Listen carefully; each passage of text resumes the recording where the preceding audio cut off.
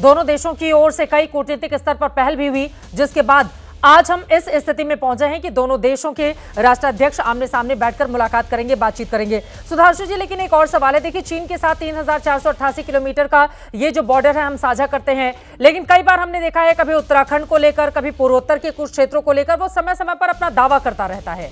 तो चीन गले की फांस भी है, वो कब किस बात पर दावा कर दे और कब कहां पर अपना रोल अदा करने लगे, बिल्कुल चाइनीज सामान की तरह, इससे भी इनकार नहीं किया जा सकता है। तो इसको लेकर भारत सरकार कितनी सतर्कता के साथ आगे बढ़ेगी, सुधांशु जी? देखिए, वो बात सही है, क्योंकि चीन आदतन भी तमाम जगहों पे दावा करता, पर हमारी तरफ जो दावा है उसके पीछे एक बहुत ऐतिहासिक पृष्ठभूमि है। और जिन आधारों पे दावा करता है वो आधार सोचिए कि वो कितने गहरे आधारों पे दावा कर रहा है और हमने कितना छोड़ा है। क्योंकि तिब्बत चीन का है, ये हमने मान लिया था बांडुंग कॉन्फ्रेंस में 1955 में। भारत दुनिया का पहला देश था जिसने तिब्बत पे, और मैं एक और बात बता दूं, उस जमाने में फॉरेन मिनिस्ट्री का, और मैं उनका नाम भूल रहा हूं, जो चीन में राजदूत थे उस समय, एक लेटर लिखा गया था जिसमें उन्होंने कहा था India accepts Chinese sovereignty over Tibet. और इसमें उस समय जो हमारी विदेश राज्य मंत्री कोई महिला थी, उनसे पार्लियामेंट में क्वेश्चन किया गया कि सोवरेनिटी कैसे मान ली। उस सोवरेनिटी का प्रभाव जानते हैं क्या पड़ रहा है?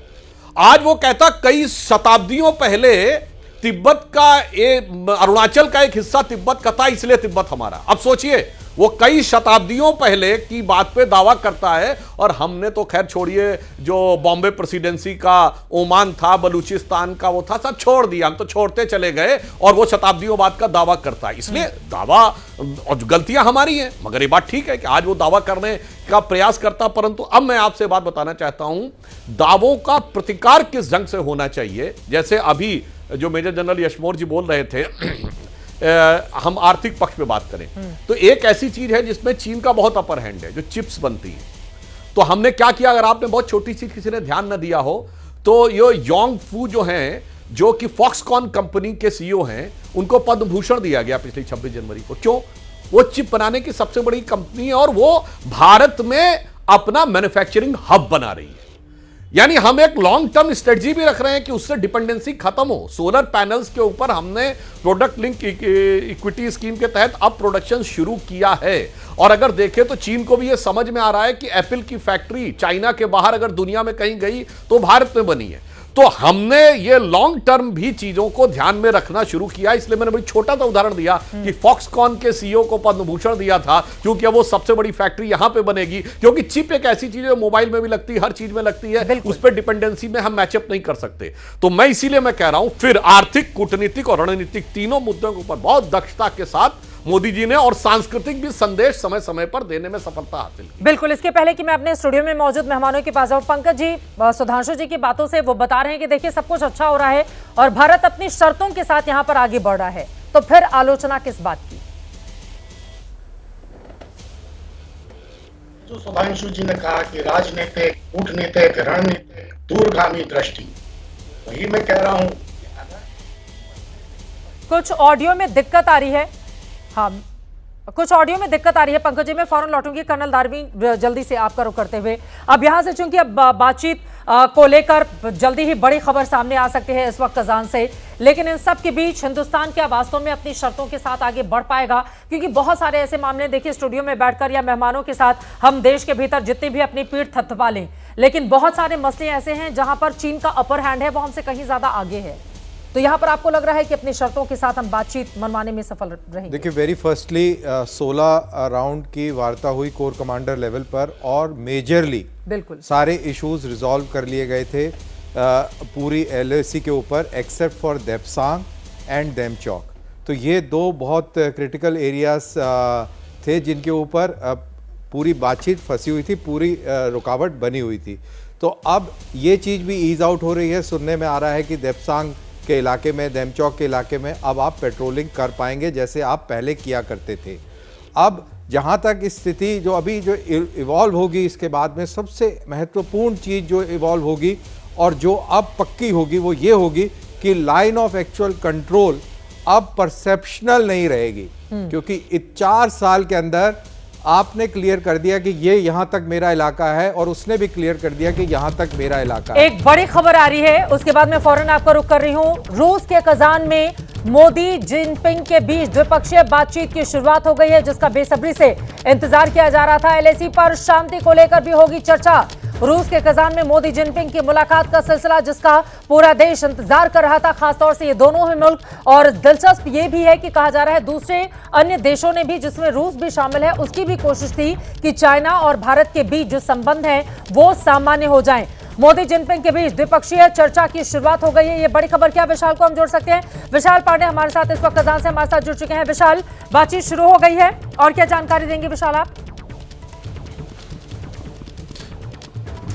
चित्रा, देखिए, प्रधानमंत्री नरेंद्र मोदी और चीन के राष्ट्रपति शी जिनपिंग के बीच द्विपक्षीय मुलाकात शुरू हो गई है। कजान शहर में यह मुलाकात हो रही है और इस वक्त मैं जहां पर मौजूद हूं, इसी प्रीमाइसेस में यह मुलाकात जारी है। प्रधानमंत्री नरेंद्र मोदी और चीन के राष्ट्रपति शी जिनपिंग के बीच में दोनों ही देशों के द्विपक्षीय संबंधों पर यह मुलाकात हो रही है। और इस मुलाकात से ठीक पहले ही जो एलएसी पर विवाद था उससे सुलझाने पर सहमति बनी है, यानी कि जो 2020 से पहले की स्थिति थी वो बहाल होगी, ये कहना है भारत के विदेश मंत्रालय का। और जब इसका ग्राउंड तैयार हुआ उसके बाद ही भारत की तरफ से इस मुलाकात का ऐलान किया गया था। और अब भारत के प्रधानमंत्री नरेंद्र मोदी और चीन के राष्ट्रपति शी जिनपिंग के बीच पिछले 5 मिनट से यह द्विपक्षीय मुलाकात लगातार जारी है। और इस बैठक में भारत और चीन दोनों ही देशों की तरफ से जो तमाम बड़े मुद्दे रहे हैं उन पर चर्चा होने की संभावना है। खासतौर पर व्यापार और निवेश को लेकर यहां पर चर्चा होने की संभावना है, द्विपक्षीय संबंधों को लेकर चर्चा होने की संभावना है। लेकिन चित्रा, सबसे बड़ी बात यह है कि यह भारत की बड़ी कूटनीतिक जीत कहलाएगी कि चीन को मजबूर होना पड़ा बातचीत की टेबल पर आने के लिए। भारत अपने किसी भी मुद्दे से पीछे नहीं हटा और चीन को मजबूर होना पड़ा कि जो पेट्रोलिंग है वो पहले जैसी होती रहेगी। खासतौर पर जो दमचौक और दपसांग का इलाका है वहां पर पेट्रोलिंग लगातार जारी रहेगी। चरवाहों की जो 2020 से पहले का आवागमन था वो वैसी ही स्थिति फिर से बहाल होगी, इस पर सहमति बनी है इस बैठक से ठीक पहले। तो यह कहा जा सकता है कि भारत के प्रधानमंत्री नरेंद्र मोदी ने तमाम मुद्दों पर जिस तरह से अधिकारियों को दिशा निर्देश दिए थे बातचीत करने के लिए, वो कहीं ना कहीं उसी लाइन में, चाहे वो सैन्य स्तर की बातचीत हो या डिप्लोमेटिक स्तर पर बातचीत हो, जब वो बातचीत हुई तो उस दौरान तमाम मुद्दों पर चीन को मजबूर होना पड़ा। और जैसा थोड़ी देर पहले हमारे एक्सपर्ट बता रहे थे, सुधांशु त्रिवेदी जी जिस बात का जिक्र कर रहे थे वो भी बहुत महत्वपूर्ण है, क्योंकि चीन यह जानता है कि इस पूरी दुनिया में एक या दो देश को छोड़कर कोई उसके साथ खड़ा नहीं हो सकता है, कोई उसके ऊपर भरोसा नहीं करता है। और ऐसी स्थिति में भारत से ज्यादा समय तक तनाव बरकरार रख के चीन आगे नहीं बढ़ सकता है, क्योंकि चीन की अर्थव्यवस्था पर भी बुरा असर पड़ रहा है। चीन में बेरोजगारी भी बढ़ी है पिछले दिनों के मुकाबले, और इसके साथ ही चीन की जो मौजूदा आबादी है वो बहुत युवा आबादी नहीं है। आने वाले दिनों में चीन के सामने जो उसकी आबादी है वो काफी बुजुर्ग होती जा रही है। तमाम ऐसी चुनौतियां हैं जिससे उसकी अर्थव्यवस्था पर बुरा असर पड़ सकता है। तो चीन भारत के महत्व को समझता है, भारत के व्यापार को समझता है, भारत के बाजार को समझता है, और इसीलिए उसे बातचीत की टेबल पर आना पड़ा। लेकिन भारत बहुत सावधान है, ऐसा नहीं है कि आंख मूंदकर चीन की बात पर भारत भरोसा कर लेगा। अभी भी भारत फूंक फूंक कर कदम रख रहा है, क्योंकि ब्रिक्स का शिखर सम्मेलन है, तमाम द्विपक्षीय नेताओं से प्रधानमंत्री नरेंद्र मोदी की मुलाकात हुई है, और उसी कड़ी में आप ये कह सकती हैं कि चीन के साथ यहां पर द्विपक्षीय मुलाकात हो रही है 5 साल बाद। लेकिन भारत पूरी तरह से सतर्क है, अपने मुद्दों को लेकर अडिग है कि हम सीमा विवाद पर कोई समझौता नहीं करेंगे। जो हमारी स्थिति है वो हम उसी स्थिति पर बातचीत करेंगे।